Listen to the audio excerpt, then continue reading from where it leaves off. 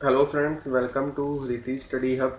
तो आज का जो हमारा टॉपिक है वो है कि कैसे हमने जो है डेटा डिलीट करना है लिस्ट व्यू कंट्रोल की हेल्प के साथ डेटाबेस में से।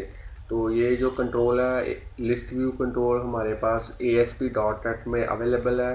तो पहले भी मैं 2 ट्यूटोरियल्स इसके रिगार्डिंग ऐड कर चुका हूँ अपने चैनल के ऊपर कि डेटा रिट्रीव कैसे करना है लिस्ट व्यू कंट्रोल के अंदर और डेटा एडिट कैसे करना है लिस्ट व्यू कंट्रोल के अंदर।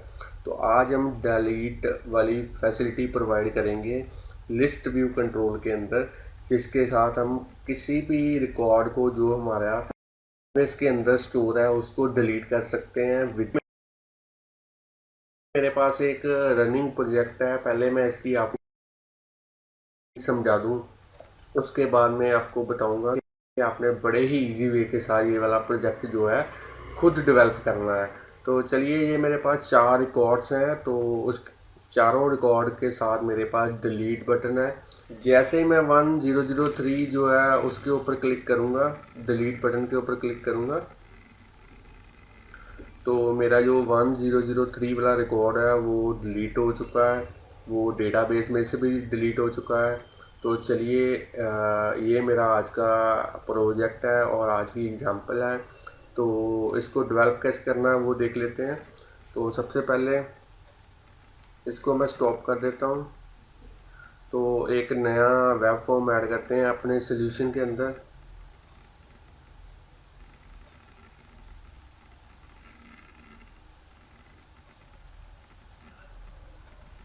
तो इस यहाँ से आपने वेब फॉर्म के ऊपर क्लिक करना है और यहाँ पे नेम कोई भी दे सकते हैं, तो मैं डिफ़ॉल्ट नेम ही रहने देता हूँ। तो ऐड के ऊपर क्लिक कर देता हूँ। तो मेरा नया वेब फॉर्म है वो आ चुका है। इसके डिज़ाइन व्यू के अंदर चलते हैं। तो सबसे पहले मैं अपने वेब फॉर्म के ऊपर टूल बॉक्स में से एक कंट्रोल को इंसर्ट करूँगा जिसका नेम है लेबल। तो आपने लेबल कंट्रोल के ऊपर क्या है, डबल क्लिक करना है। तो जैसे ही आप लेबल कंट्रोल के ऊपर डबल क्लिक करेंगे, वो जो कंट्रोल है वो आपका वेब फॉर्म के ऊपर ऐड हो जाएगा। तो चलिए इसको सिलेक्ट करते हैं और इसकी एक प्रॉपर्टी है टेक्स्ट प्रॉपर्टी। तो टेक्स्ट प्रॉपर्टी के ऊपर मैं लिखता हूँ हरिति स्टडी हब। तो इसका जो फॉन्ट है वो भी थोड़ा सा चेंज कर देते हैं। तो ये जस्ट चैनल की प्रमोशन के लिए यूज़ कर रहा हूँ, आप अपने अकॉर्डिंगली कोई भी टेक्स्ट यहाँ पे टाइप कर सकते हैं। तो यहाँ लिख देते हैं delete data from database using list view control in ASP.NET। तो अब जो हमारा मेन कंट्रोल है वो हमने ऐड करना है टूल बॉक्स में से। एक कंट्रोल है लिस्ट व्यू कंट्रोल, तो इसके ऊपर डबल क्लिक करते हैं। तो अभी इसको कन्फिगर नहीं करेंगे। तो चलिए अब टूल बॉक्स में से SQL डेटा सोर्स को इंसर्ट करते हैं। तो अभी इसको कॉन्फ़िगर नहीं करेंगे। सबसे पहले मैं आपको दिखा दूं कि मेरे पास जो बैकएंड के अंदर डेटाबेस है वो कैसा है। तो ये मेरे पास SQL server management studio express है। तो इस सॉफ्टवेयर के साथ जो है SQL सर्वर के साथ जितने भी काम है, जैसे डेटाबेस क्रिएट करना, टेबल क्रिएट करना, तो ये काफ़ी इजी हो जाते हैं ग्राफिकल यूज़र इंटरफेस के थ्रू। तो आप भी अगर SQL सर्वर यूज़ कर रहे हैं तो उसके साथ मैनेजमेंट स्टूडियो ज़रूर यूज़ कीजिएगा। तो चलिए, अपने सर्वर नेम मेरा आ चुका है, तो इसके साथ कनेक्ट करते हैं।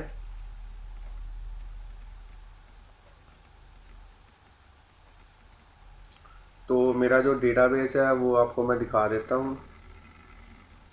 तो मेरे डेटाबेस का जो नेम है वो है लैपटॉप डेटाबेस। तो इसके अंदर जो मैंने टेबल यूज़ किया है वो भी आपको दिखा देता हूँ।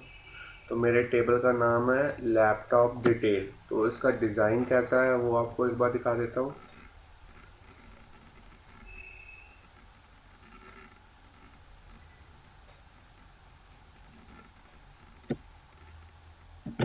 तो मैंने 4 कॉलम्स यूज़ किए हैं, laptop ID, laptop name, company name और प्राइस।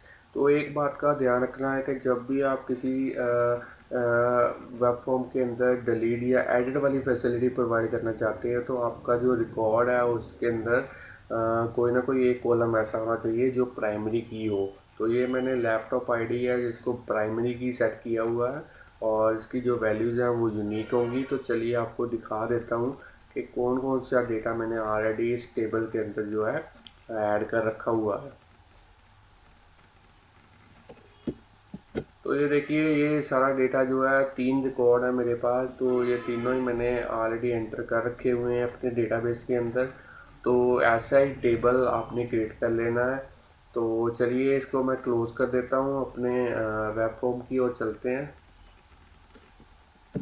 तो फ्रेंड्स, स्टूडेंट्स, अगर आप लिस्ट व्यू कंट्रोल के बारे में नहीं जानते तो आपको मैं थोड़ा सा थ्योरेटिकली 2-3 लाइनों में समझा दूं कि ये एक फ्लेक्सिबल कंट्रोल है। ग्रिड व्यू की तरह डेटा को एडिट कर सकते हैं, डिस्प्ले कर सकते हैं, डिलीट कर सकते हैं, सिलेक्ट कर सकते हैं, पेजिंग प्रोवाइड कर सकते हैं, डेटा को सॉर्ट कर सकते हैं। तो इसको हम डेटा बाउंड कंट्रोल भी कहते हैं। इस कंट्रोल को काफ़ी कस्टमाइजेशन हमने इसमें यूज़ कर सकते हैं, क्योंकि ये सारा ही जो है टेम्पलेट ड्रिवन है। तो इसमें आप टेम्पलेट्स अपने अकॉर्डिंगली क्रिएट करके जो है डेटा को डिस्प्ले करवा सकते हैं। तो चलिए अब अपने प्रोजेक्ट को कंटिन्यू करते हैं। तो सबसे पहले एसक्यूएल डेटा सोर्स को जो है वो कॉन्फ़िगर कर लेते हैं।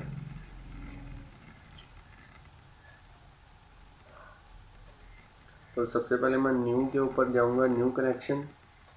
तो यहाँ पे मैं सर्वर का नेम लिखूंगा, अपने जो एसक्यूएल सर्वर है उसका नेम, और यहाँ से डेटाबेस सेलेक्ट करेंगे। जो ऑथेंटिकेशन में विंडोज़ ऑथेंटिकेशन यूज़ कर रहा हूँ, इसलिए मुझे यूज़र नेम पासवर्ड फिल करने की ज़रूरत नहीं है यहाँ पे। तो लैपटॉप डेटाबेस आ चुका है, बिल्कुल ठीक है, ओके। इसको फिर से नेक्स्ट कर देते हैं, फिर से नेक्स्ट कर देते हैं।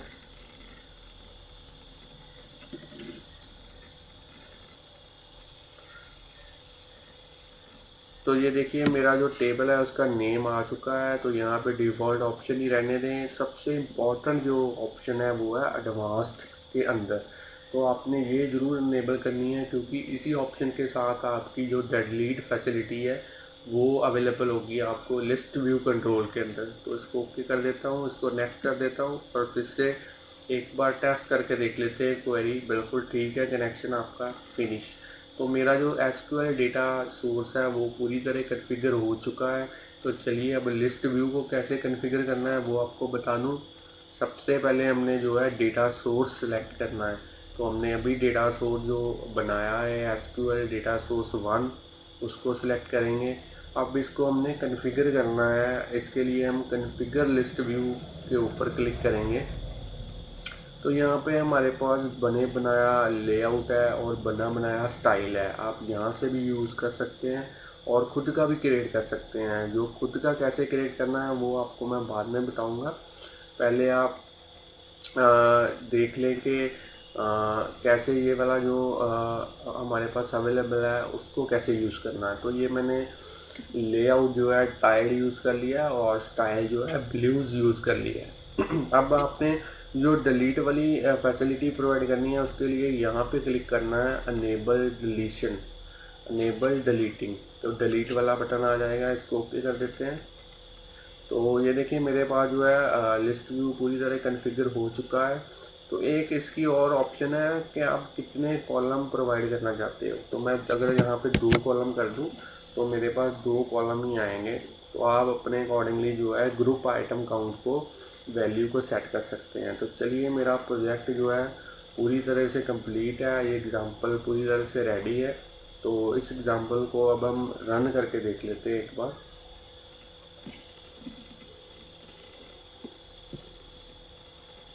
तो फ्रेंड्स, स्टूडेंट, जो मेरा प्रोजेक्ट है वो उसकी एग्ज़ाम्पल जो है रन हो चुकी है। तो चलिए किसी एक रिकॉर्ड को डिलीट करके देख लेते हैं।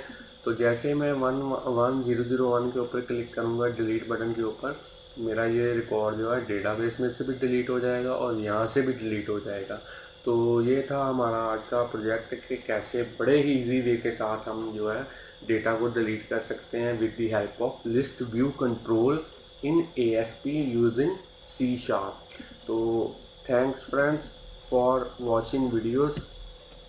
तो फ्रेंड्स, ऐसे ही मैं बढ़िया बढ़िया ट्यूटोरियल्स जो हैं ASP.NET के और अदर प्रोग्रामिंग लैंग्वेजेस के अपने चैनल के ऊपर अपलोड करता रहता हूं। तो अगर आपको मेरा चैनल के ऊपर जो वीडियोज़ हैं वो अच्छे लगते हैं तो मेरा चैनल जो है सब्सक्राइब ज़रूर कीजिए, और अदर वीडियोज़ लिंक को भी आप देख सकते हैं।